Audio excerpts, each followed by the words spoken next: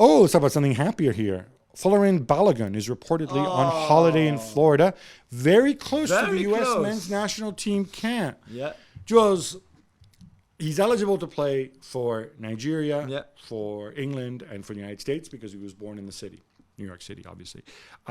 He's played for the U.S. and most recently for England at youth. He's played a lot at under 21, actually, for England.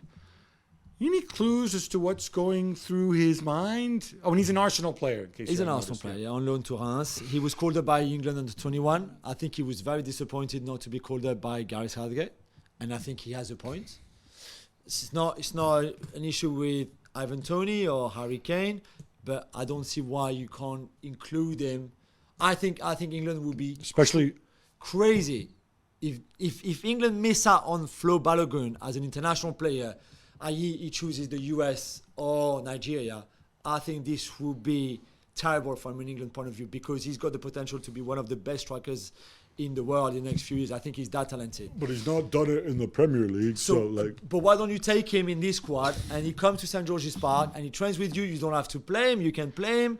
But unless you haven't watched him play, and I wouldn't put it. He's played more than a dozen times for England under 21. So I'm assuming they already have a handle. I just don't understand why he was not called up. I really don't. I agree with you, especially with the way this training camp has worked out, where with Rashford pulling out, right? Yeah. So for these two games, and you can say, I don't know, it's Italy and then I forget who they're playing next. Ukraine, right? So those are probably the two toughest teams in the group, right? Yeah. So you have, I hate having a go at Southgate because I really like him, but I can't help myself, right? So your attackers, okay, are Harry Kane, who, has gone through the trauma of losing his coach or whatever, right? Yeah. You got Ivan Toney, the betting man, right? Yeah. Who has yet to be capped. We like him, but whatever. For the wide positions, with Rashford going out, Rashford who could also fill in for you up front, right? Yeah. You have Grealish, Foden, Bukayo Saka. Great players.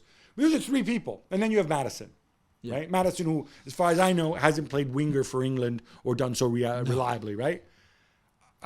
What are you doing? What like, seriously, like, would it have killed you to bring another dude along? No. To give it a different look? Who else is going to play? Like, God forbid, Saka and Grealish bump heads. And what, you got Foden on one, but you're going to play Ivan Toney on the other wing? We're going to change the system to something you haven't played before? I don't understand this at all. No. You left Callum Wilson at home as well, another forward. Like, and Sterling, maybe understandable. Sterling, I think, isn't fully fit. But it seems so odd that you wouldn't call up Balogun if this is really what's behind it. And I'll tell you what, if you're Balogun, you look around and you say, I'm a center forward, right? Yeah. I am a center forward.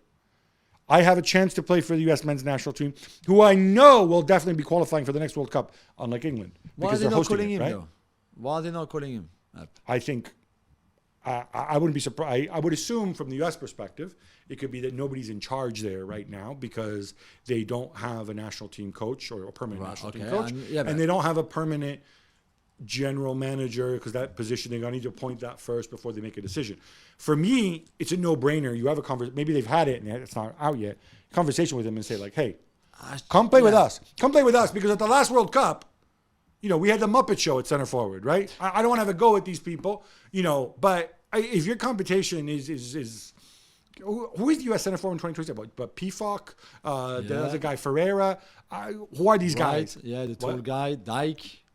Those kind of I mean, surely you're in the mix. Again, whereas if you're Balogun with England, Harry Kane's going to be there in 2 years' time. Yeah, but I would say for the US exactly what I said for England. You would be crazy not to jump on Flo Balogun's talent right now to the US and do everything you can to convince him to choose you. And maybe you're right. Maybe they have had that conversation already, but also maybe they haven't.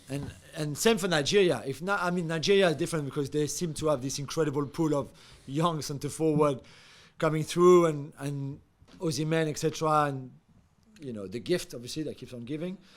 Plus others, maybe for them it's slightly different, but for the USA and for England as well, don't let him choose somebody else. It's as simple as that. Thanks so much for watching ESPN on YouTube. And for more sports highlights and analysis, be sure to download the ESPN app. And for premium content and live streaming, subscribe to ESPN Plus.